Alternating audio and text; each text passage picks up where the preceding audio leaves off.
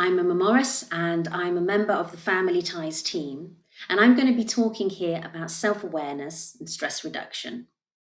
Now, the idea that if we're stressed out, we cope less well is a pretty obvious one, but parents in conflict are usually under particularly high levels of stress.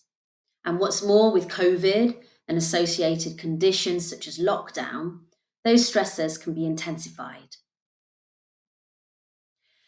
And what this diagram next to me shows or attempts to show is that if emotional arousal is very high, and what I mean by emotional arousal are it's strong feelings of stress, upset, anxiety, anger. If emotional arousal is very high, our ability to mentalize is low. Now, by mentalize, what I mean is our ability to understand our own thoughts, feelings, intentions, behaviors, what we're doing and why we're doing it, and other people's thoughts, feelings, intentions, behaviors, what they're doing and why they're doing it.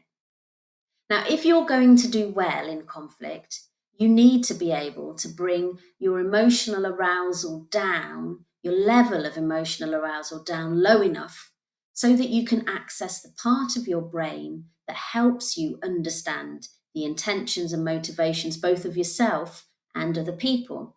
In other words, the part of your brain that helps you mentalize. Otherwise, the conflict is likely to be unresolved and most likely to escalate. Now, unfortunately, what we can't do is control a lot of the stresses out there or the stresses in our day to day lives. But what we can do is work hard to build into our lives ways of managing emotional arousal. So, developing self awareness, awareness of our own stresses and triggers, and to build in strategies that bring our emotional arousal down so that we stay more often in what's called this window of tolerance. Now, that's the sort of light green box in the diagram next to me. So that we can stay in a place where we're able to access the part of our brain that we need in order to make sense of conflict, to sort out conflict, and most importantly, to protect children from conflict. So, for the rest of this recording, I'm just going to go through various ways that parents and their social support can work together to keep parents' emotional arousal down low enough to a level where they're able to manage conflict a little bit more successfully and to ensure that their children don't become too exposed to or involved in parental conflict. Now, first of all, it can be helpful to know your triggers. Memories and patterns from the past that belong to the past can trigger us in the here and now. If something reminds us of something that's happened to us before or in a previous relationship, we might not even realize that that memory's been triggered, but it can lead us to strong reactions and strong feelings that then knocks us offline. They stop us being able to think properly about what's going on and what we should do about it. Sometimes, however, we don't know where triggers come from. They can just be specific to us, sometimes just little things that particularly get to us. We might not really understand why, but most people are aware of the things that particularly annoy them or that they're particularly sensitive to. Now, being aware of those things mean you can look out for them. And when you feel the strong feeling that goes with them, you can name it as such and step away and with your social to support to bring the feeling down a little bit more before you step back into any interaction with the other parent. Another thing you can do is to think, is there a way I can take the pressure off myself? Are there any life stressors that I can reduce?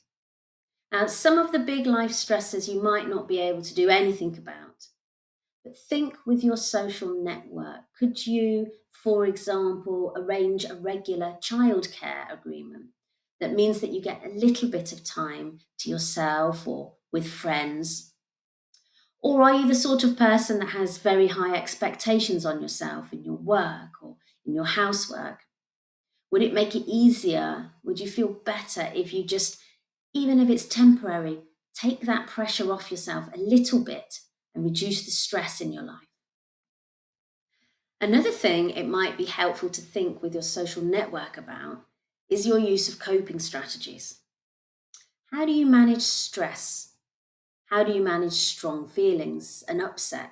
Do you have good coping strategies? Or are some of your coping strategies less helpful? Could you build on some of the strategies that you already have? Talk with your social network. What do they do to cope? Can they share any of their coping strategies with you or support you in using or even giving up your strategies if they're less helpful? It sometimes can be helpful to think about coping strategies in broadly two camps. There's strategies that specifically work to bring your emotional arousal and stress down, and they're quite good for use in the here and now. Some examples of those emotion focused coping skills are labeled in this slide next to me. The second broad camp of coping strategies are problem focused coping strategies. So, ways of approaching the stresses and difficulties in your life that help them to feel more manageable and less overwhelming. And obviously, that then has a knock on effect to your stress levels. Another thing to think about is there any of the conflict that you can let go? Is there conflict that is ongoing, harmful, and unresolved, and unlikely to be resolved that you think, even temporarily, you can learn to tolerate? You can learn to tolerate the difference. You can learn to tolerate that there's more than one truth out there and accept that it is what it is, for now at least, and let go of it, even if it is just for the moment in order for you to manage better on a day to day basis. Finally, and this is really important, when parents are under really high levels of stress, it can sometimes have an impact on their ability to parent. So, when emotional arousal is very high and parents aren't able to think so carefully about what they're doing and why they're doing it, they can inadvertently end up exposing their child to conflict or involving their child in the conflict. So, they may end up having a blazing row in front of their child or in earshot of their child, or they may get off the phone to the other parent and criticize them. Oh, your dad is an idiot. He doesn't know what he's doing. Or they may come away from conflict and turn round. It may not be a verbal conflict, it could be an email they've read, for instance.